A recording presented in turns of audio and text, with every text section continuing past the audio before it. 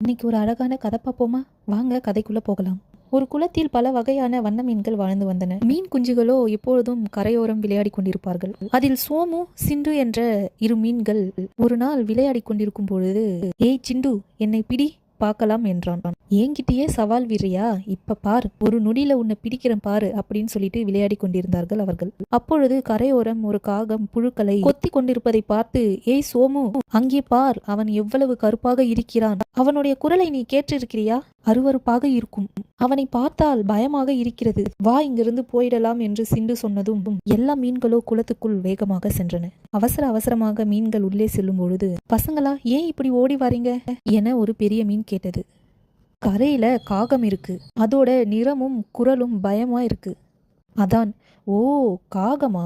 காகத்தினால் நமக்கு எந்த ஆபத்தும் இல்லை. உருவத்தை மட்டுமே வைத்து ஒருவரை தப்பாக நினைக்க கூடாது என்று அந்த பெரிய மீன் சொல்ல, மற்ற மீன் குஞ்சுகளோ இந்த தாத்தாவுக்கு வேற வேலையே இல்லை, எப்ப பார்த்தாலும் உபதேசம்தான், வாங்க போலாம் என்று கூறி சென்றது.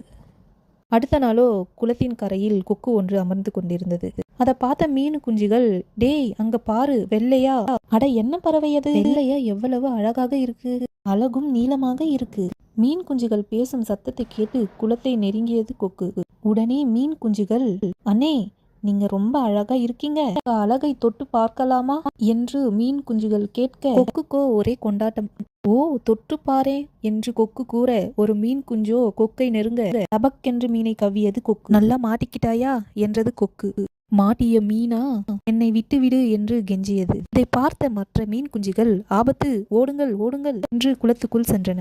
கொக்கோ கவ்விய மீனுடன் வானத்தை நோக்கி பறந்து மற்ற மீன் குஞ்சுகள், தாத்தா மீன் சொன்னது சரியா போச்சு, அழகை மட்டும் பார்த்து ஒருத்தரோட பழகக்கூடாது. ஆமாம் ஆமாம் என்று உறுதியோட மற்ற மீன்கள் சொல்ல, மற்ற மீன் குஞ்சுகள் கவனமாக இருந்தன, அழகாக சந்தோஷமாக வாழ்ந்தன. இந்த கதை உங்களுக்கு பிடிச்சிருந்தாக்கா லைக் பண்ணிடுங்களேன். நம்மளுடைய சேனலை சப்ஸ்கிரைப் பண்ணிடுங்க. அப்பதான் இந்த மாதிரி இன்னும் நிறைய ஸ்டோரி உங்களுக்காக இருக்கும்.